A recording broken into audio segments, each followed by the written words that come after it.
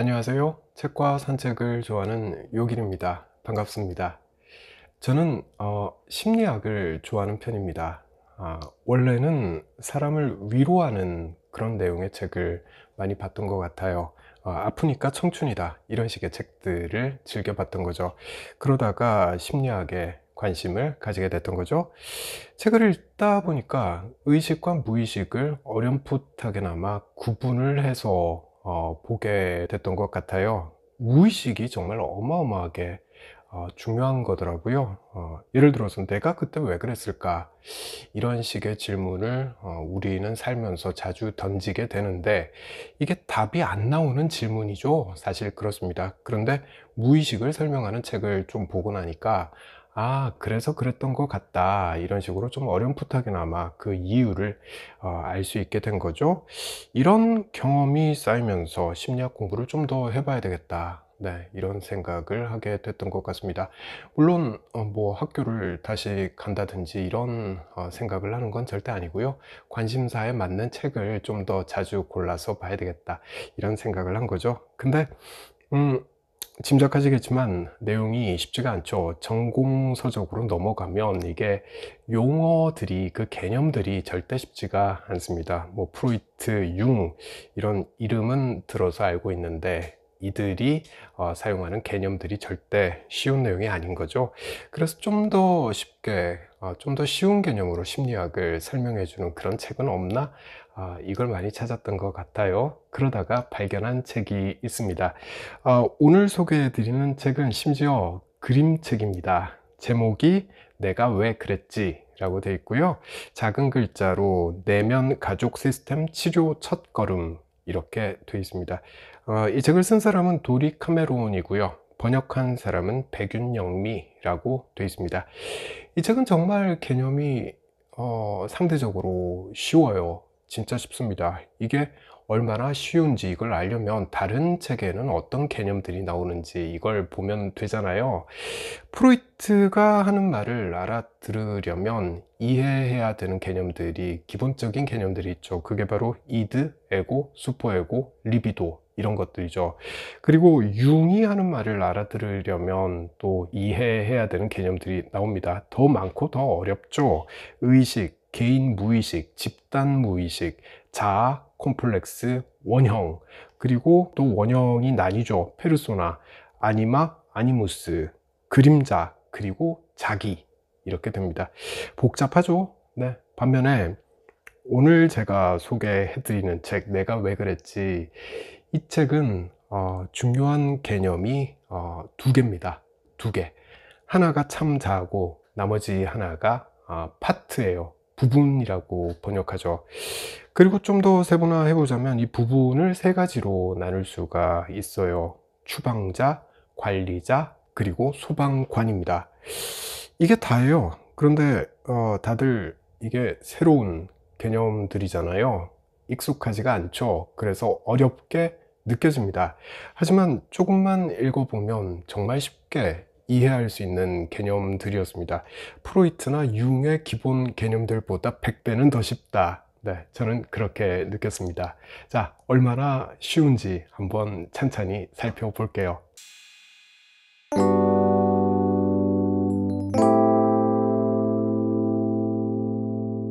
네, 이 책의 제목이 "내가 왜 그랬지"이고요. 작은 글씨로 "내면 가족 시스템 치료 첫걸음" 이렇게 되어 있습니다. 내면 가족이 뭐지? 네, 일단 이 질문이 생기는데, 내면이라는 거는 내 안에 있는, 내 마음속에 있는 이런 뜻이 되겠죠? 그러면 내면 가족이라는 게 뭐냐? 가족은 그냥 우리가 알고 있는 가족이죠. 엄마, 아빠, 아들, 딸, 이게 가족인데, 이렇게 보면 내면 가족이라는 거는 내 마음속의 구성원들, 이거를 뜻하는 거다는 걸 알 수가 있습니다. 자, 그럼 내 마음속의 구성원들이 뭐냐? 네, 이렇게 물으면 정확한 질문이 되겠죠? 그게 바로 참자, 추방자, 관리자, 그리고 소방관이다 라는 거죠. 자, 먼저 참자에 대해서 이야기를 좀 해볼게요. 참자는 책을 보면 이렇게 설명이 돼 있어요. 혼이고, 영이고, 순수한 의식이고, 본질이다. 네, 이렇게 설명을 하고 있습니다. 좀 어렵죠? 철학 용어 같기도 하고. 종교 용어 같기도 하고 심리학 용어이기도 합니다. 어렵습니다. 이 책은 참자는 성장할 필요가 없다라고 말을 하고 있어요. 원래부터 온전하기 때문이다 라는 거죠. 그리고 참자가 어떤 캐릭터인지에 대해서도 설명을 하고 있는데요. 쉽게 디폴트 값이라고 봐도 될 것 같습니다. 참자의 디폴트 값은 8가지가 있더라고요. 쭉 보면 고요, 명료, 호기심, 자신감, 용기, 창조성, 자비심, 그리고 연결성. 네, 이런 8가지 디폴트 값을 가지고 있습니다. 내 마음이 참 자아 상태다 라고 말을 하면 이건 우리 모두가 우리 마음속에 이런 디폴트 값을 다 가지고 있다, 이런 뜻이라고 봐도 될 것 같아요. 참 자아 상태를 찾기 위해서 우린 명상도 하고 수련도 하고 그리고 기도도 하는 거고요. 그리고 일상생활 속에서도 산책을 하고 음악을 듣고, 조용한 음악이요, 그리고 차를 마시면서 생각을 하고, 네, 이런 일들을 하는 거죠. 자, 그런데 여전히 자아이든지 참자아이든지 이 용어 자체가 쉽지가 않아요. 워낙에 추상적이라서 이게 좀 이해하기가 어렵습니다. 그래서 제 나름대로 이해한 방식을 말씀을 드리자면, 우린 내면에 있는 가족 구성원들 중에서, 네, 내 마음속에 있는 구성원들 중에서 참자아는 누구일까? 이거를 생각을 해보니까 아마 우리 가족, 이 가족 중에서 큰 어른 역할을 하는 구성원이 참자아인 것 같다, 이런 생각을 하게 되더라고요. 만약에 우리 집에 이런 진짜 어른이라고 표현할 만한 그런 구성원이 없다면 현실 속에 계셨던 분인데, 돌아가신 김수환, 추기경 같은 분이 우리 집에 어른으로 계신다, 이렇게 생각을 해보면 훨씬 더 이해가 빠르지 않을까, 그런 생각이 들더라고요. 이 참자의 역할에 대해서는 좀 이따가 다시 좀 더 이야기를 해보도록 하겠습니다. 다음으로 우리 마음속에 참자만 있을까? 그건 물론 아니겠죠. 좀 책을 읽어볼게요. 너는 참자야. 내가 태어났을 때 많은 부분과 함께 왔단다. 부분들은 마치 씨앗과 같아 저마다 아주 귀중한 자원이 될 잠재력을 가지고 있거든.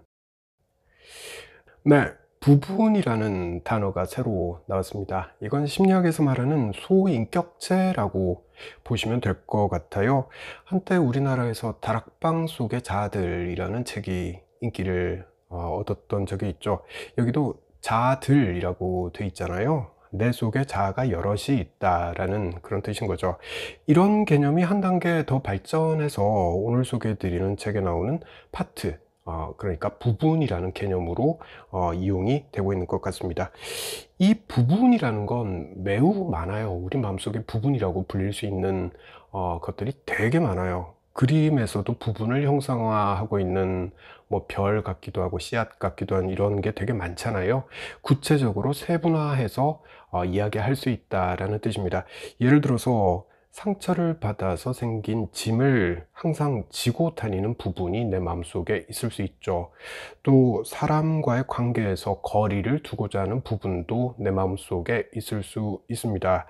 스트레스를 받을 때 폭식을 하고 싶어하는 그런 부분도 내 마음속에 있을 수 있죠.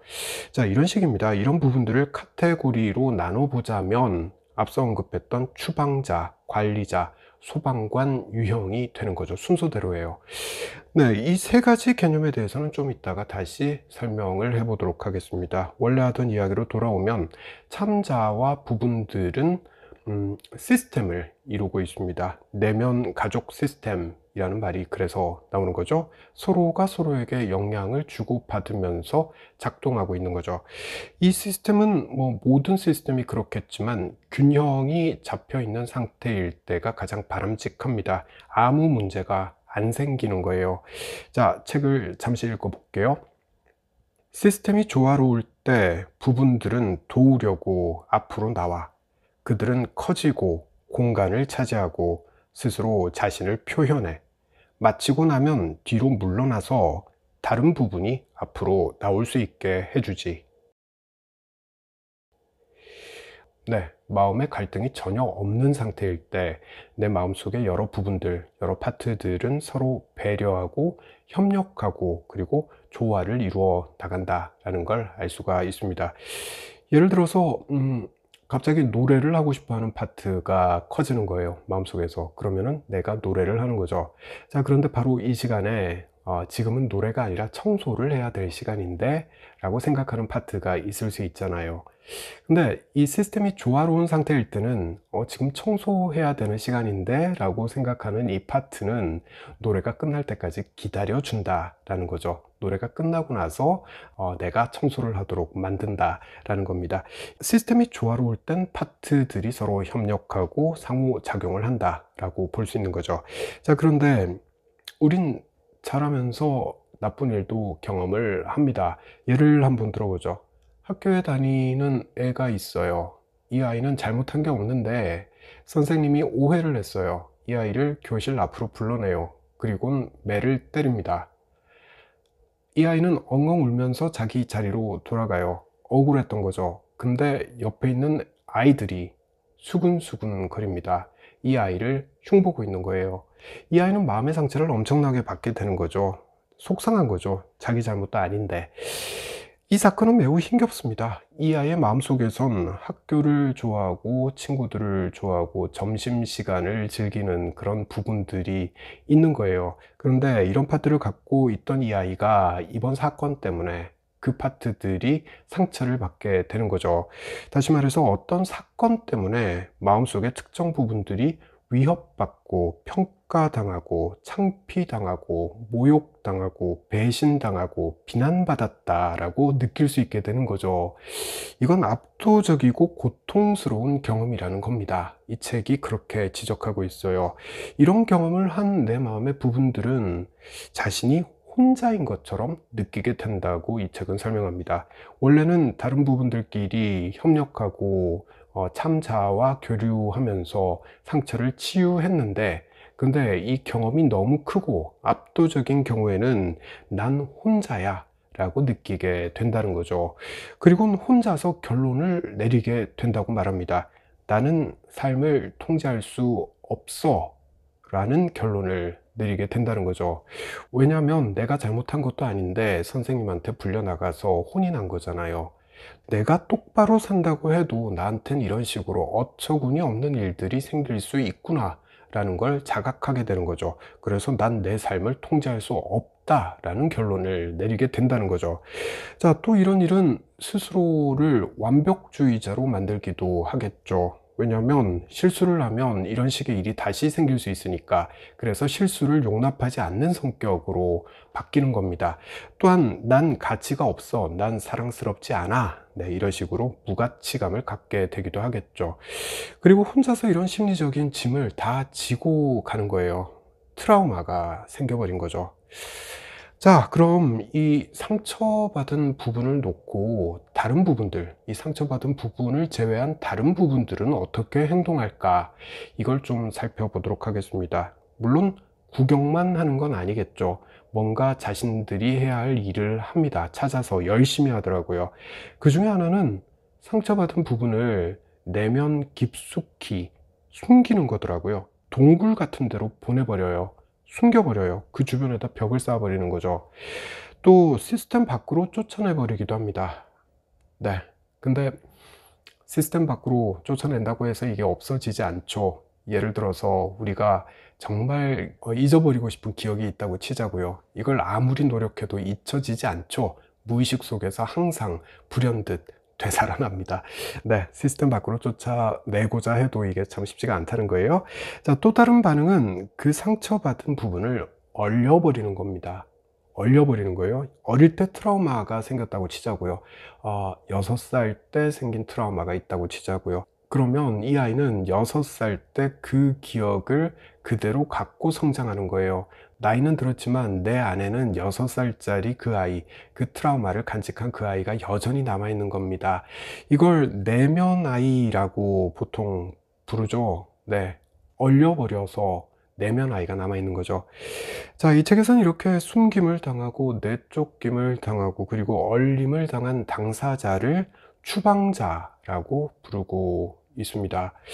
추방자는 앞서 잠시 언급했지만 상처를 받고 그로 인해서 생긴 짐을 항상 지고 다니는 당사자죠. 내면아이의 모습 그대로라고 보시면 되겠습니다. 수치심, 무가치감, 두려움과 공포, 또 슬픔과 상실감, 외로움, 고통, 이런 감정들을 항상 지고 다닌다라고 보시면 되겠습니다.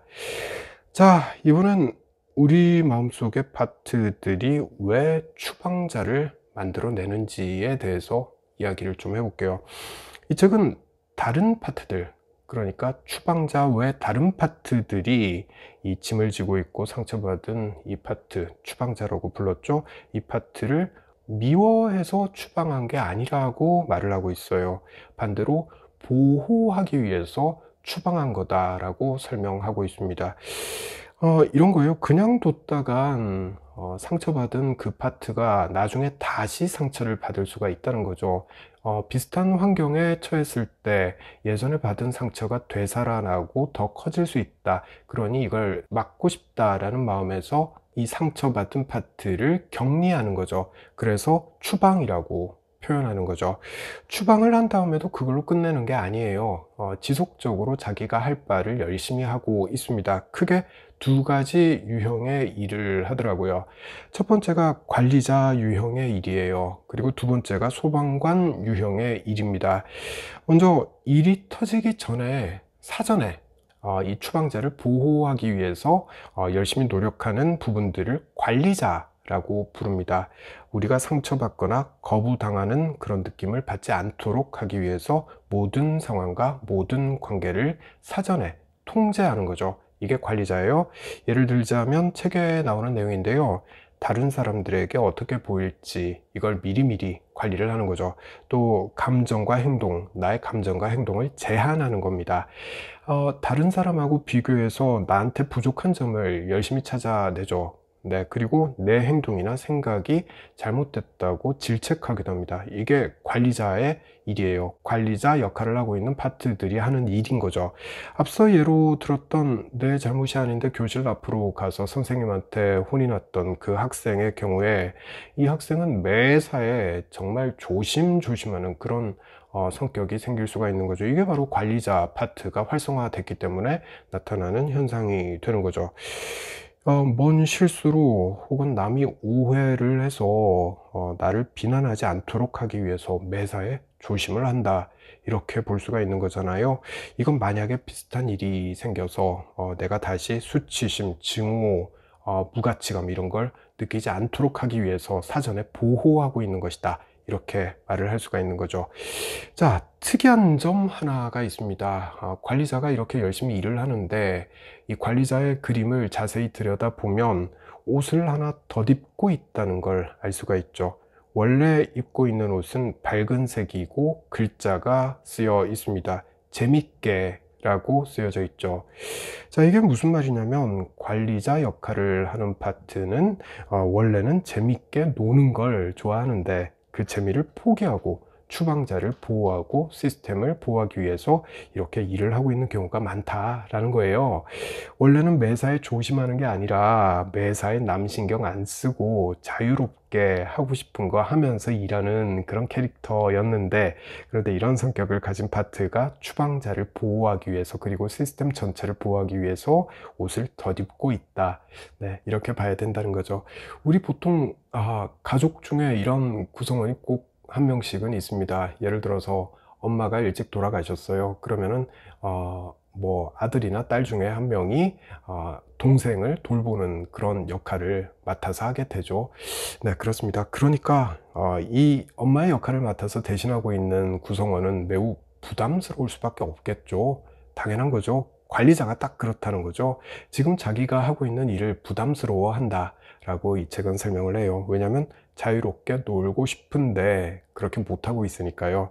추방자를 보호하고 시스템을 보호하기 위해서 매사에 조심하는 그 역할을 하고 있기 때문에 부담스러운 거죠. 옷을 벗어 던지고 싶은 거죠. 그럼에도 이 일을 맡았으니 열심히 하고 있다, 이런 거죠. 자, 지금까지 내 마음속의 파트들 중에서 추방자와 관리자의 유형에 대해서 알아봤습니다. 좀 더 진도를 나가볼게요. 관리자가 아무리 철저히 추방자를 보호하려고 해도 허점이 있을 수 있겠죠. 빈틈이 생길 수 있다는 거죠. 아무리 조심조심 한다고 했지만 뭐 하나를 놓치는 바람에 이 추방자가 예전에 자신에게 상처를 줬던 것과 유사한 환경에 다시 처하게 될 수 있다는 거죠. 그래서 다시 수치심, 증오, 무가치감을 느끼게 될 수 있는 거죠. 이땐 그 상처가 더 커지겠죠. 왜냐하면 이게 가중돼서 그렇습니다. 두 번째 경험 때 더 커지고 세 번째 경험을 하게 되면 더 커지고 이렇다고 하잖아요. 이때 등장하는 게 바로 소방관입니다. 네, 관리자가 사전에 일이 생기는 걸 미연에 방지하는 역할을 한다면 소방관은 일이 터지고 나서 그 불을 끄는 역할을 한다라는 거죠. 소방관은 추방자를 보호하기 위해서 더 큰 일을 저지르는 것 같습니다. 예를 들어서 대표적인 게 중독이에요. 알코올 중독, 쇼핑 중독, 섹스 중독, 일 중독, 네, 뭐 이름 붙이기 따라서 정말 많은 여러 가지 종류의 중독 현상이 발생할 수 있죠. 또 심할 경우에는 자살을 시도하기도 하죠. 이런 게 전부 다 소방관 역할을 하는 파트가 하고 있는 일이라는 겁니다. 앞에서 예로 든 학생의 경우로 다시 한번 돌아가 보죠. 매사에 정말 조심조심 행동하는 그런 파트가 활성화돼 있어요. 근데 다시 누군가가 내가 저지른 잘못도 아닌데 내가 그 일을 했다며 비난하고 있어요. 그래서 이 추방자가 다시 활성화됐습니다. 그렇게 되면 이 학생은 더 상처를 입게 되겠죠.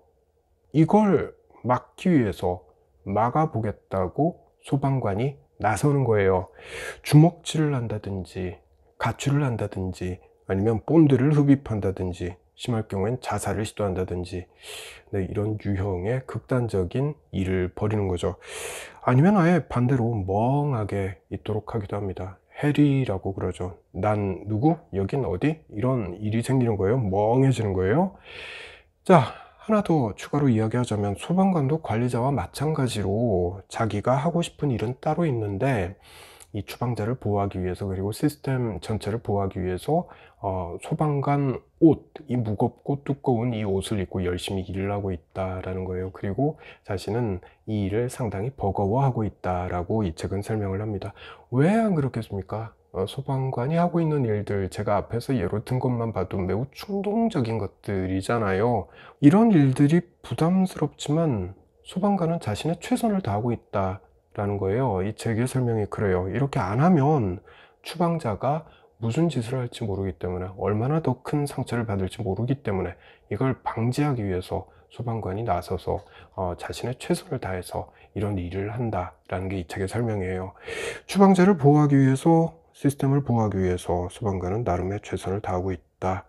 네, 이겁니다. 이걸 우리는 정작 잘 모르고 있었던 거죠. 자, 이 책에 나오는 핵심 개념은 이제 거의 다 설명을 했습니다. 정리를 하자면 우리 마음은 참자와 부분들로 구성이 되어 있고, 부분들은 크게 세 가지 유형, 그러니까 추방자, 관리자, 그리고 소방관, 이렇게 구성이 되어 있다는 거죠. 이제 이 영상의 남은 시간은 이 개념들이 마음의 상처를 치유하는데 어떻게 사용되는지를 짧게 설명하는 걸로 사용해 보도록 하겠습니다.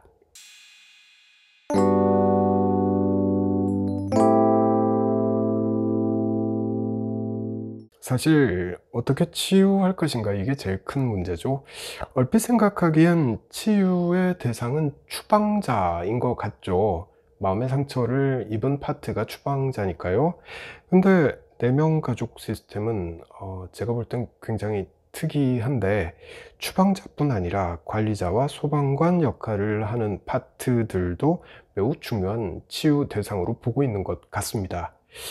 치유 단계를 세 단계로 나누고 있는데 이걸 보면 그걸 알 수 있게 되더라고요. 첫째가 관리자와 소방관을 알아가는 단계라고 되어 있습니다. 앞서 예로 든 그 학생의 경우에 왜 그렇게 매사에 조심조심하는지, 심지어는 수동적으로 보이고 소극적으로 보일 정도로 매사에 조심하는지 그 이유를 알아가는 거예요. 그리고 이 애가 갑자기 반항을 하기 시작했는데, 심지어는 자살을 시도하는데 왜 그렇게 하는지 그 이유를 알아가는 거예요. 이건 관리자와 소방관이 누구를, 어떤 파트를 보호하고 있기 때문에 이런 일을 벌이는지, 이걸 알아내기 위한 매우 중요한 과정이다 라고 말할 수 있을 것 같습니다.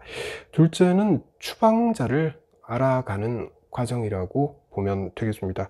학생이 초등학교 때 잘못한 것도 없이 교실 앞으로 불려나가서 두들겨 맞는 경험, 네, 그 기억 속으로 들어가는 거죠. 그 기억 속으로 들어가서 무슨 일이 있었는지를 보는 거죠. 목격하는 거죠. 그리고 그때 진 짐을, 이 파트가 그때 졌던 짐을 내려놓을 수 있도록 도와주는 거죠. 그러니까 네 잘못이 아니네, 선생님이 오해를 한 거네, 너무 억울했겠다 라고 공감을 표해 주는 거죠. 아이가 이런 지지를 받아서 후련함을 느낄 수 있도록 도와주는 겁니다. 네, 그래요. 자, 그리고 세 번째가 이제 보호자들, 그러니까 관리자와 소방관을 변화시키는 과정이라고 보면 될 것 같습니다. 이제 추방자가 자신의 짐을 내려놨어, 이걸 알게 해주는 거죠. 이젠 너희가 그간 하던 역할을 안 해도 된다라는 걸 알 수 있도록 해주는 겁니다. 그러니까 원래 너희들의 본연의 모습, 즐겁게 놀고 싶어하는 그 본연의 모습으로 돌아가도 된다라는 걸 알려주는 거죠. 그러니까 이 아이가 매사에 너무 조심조심하도록 하고 있던 그 관리자 파트, 그리고 싸움을 하고 자살을 시도하게 만들던 그 소방관 파트, 이 두 파트가 이젠 관리자와 소방관의 옷을 벗고 원래 자기의 모습으로 돌아가도 된다라는 걸 알려주는 거죠. 이게 바로 치유인 거죠. 추방자뿐 아니라 관리자와 소방관도 본연의 모습으로 돌아갈 수 있도록 도와주는 거죠. 그렇게 해서 시스템이 균형을 되찾을 수 있도록 하는 겁니다. 이게 치유인 거죠. 자, 하나 더 매우 중요한 이야기가 빠져 있습니다. 이 치유 과정의 주체가 바로 참자더라고요. 그렇더라고요. 물론 심리 상담사가 옆에서 도와주는 역할을 하겠죠. 참자가 치유의 주체이고 심리 상담사의 도움을 받는다, 이렇게 말할 수 있겠습니다. 책을 잠시 읽어볼게요. 이 책에 나오는 너라는 게 참자라고 보시면 돼요. 읽어볼게요. 너는 너의 부분들을 알아가고 너의 부분들은 너를 알고 신뢰하는 여정을 시작할 수 있어.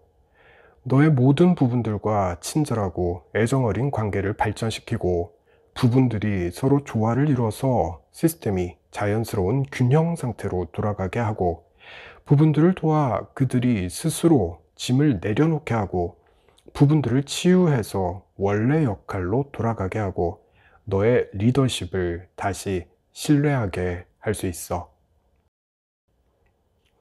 네, 정리하자면 상담사는 이 학생이 참자의 눈으로 스스로를 들여다볼 수 있도록 도와주는 거죠. 이렇게 함으로써 스스로가 자신 안에 반항하는 파트, 조심하는 파트, 그리고 상처 입은 파트가 있다는 걸 알 수 있게 하는 거죠. 앞서 이야기한 세 단계를 거칠 수 있도록 도와주는 거, 네, 이게 바로 내면 가족 시스템의 치유 방식이다, 이렇게 보면 될 것 같습니다.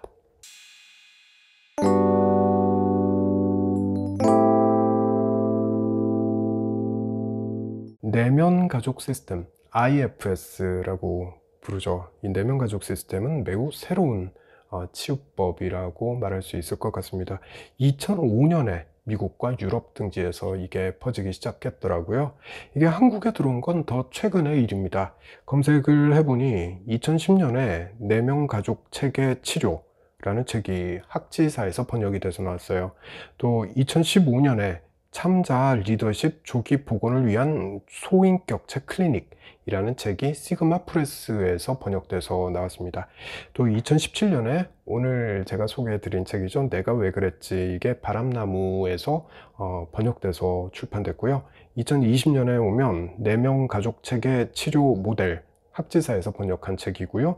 2020년에 아동과 함께하는 내면 가족 체계 치료, 하나의학사에서 펴낸 번역서입니다. 이런 식으로 책이 쭉 나왔는데 다 최근 책들이잖아요. 아마 더 있을 수 있겠죠. 제가 검색을 했던 거는 교보문고였고요. 키워드로 내면 가족 그리고 인터널 패밀리 시스템 이렇게 쳐서 검색을 해보니까 이런 책들이 나온다는 걸 알 수가 있었습니다. 자, 제가 하고 싶은 말은 IFS가 한국에 들어온 지 얼마 되지 않았다라는 거고요. 전 이 사람의 마음을 이렇게 몇 가지 간단한 개념을 가지고 풀이할 수 있는 이런 심리학 치료 체계가 들어왔다는 사실 자체가 너무 반갑더라고요. 그리고 상대적으로 이게 매우 쉽기 때문에 아마 대중화할 수 있지 않을까? 네, 그 가능성이 매우 크지 않을까라는 생각도 합니다. 심리치유에서뿐 아니라 문학 작품에서도 IFS는 활용할 수 있겠다라는 생각도 들었어요. 영화에서 비슷한 사례가 하나 있죠. 인사이드 아웃이라는 영화, 2015년에 꽤 인기가 있었던 영화였습니다. 이게 IFS에 기반해서 만든 영화인지 아닌지 모르겠어요. 근데 되게 유사하죠. 이런 식으로 응용할 수 있겠는 걸 이런 생각이 들더라고요. 또 문학이나 문화 영역에서 뿐만 아니라 정치 현상이나 사회 현상을 IFS로 분석할 때도 추방자, 관리자, 소방관 이 개념들을 매우 유용하게 써먹을 수 있겠다 이런 생각도 해봤습니다. 정리하자면 우리나라에 들어온 지 얼마 되지 않은 이 IFS가 대중화 가능성이 매우 커 보인다라는 거고요. 저는 이 심리학의 새로운 흐름이 한국에서 만들어지고 있는 그 과정을 지켜보고 있는 것 같아서 매우 기분이 좋다라고 이야기를 정리할 수 있을 것 같아요. IFS 초창기 모습을 지금 우리가 보고 있는 거고 그 성장하는 모습도 함께 앞으로 보게 될 것 같다라는 느낌을 갖고 있습니다. 앞으로 많은 기대 부탁드리고요. 저는 다음에 다른 영상으로 찾아뵙겠습니다.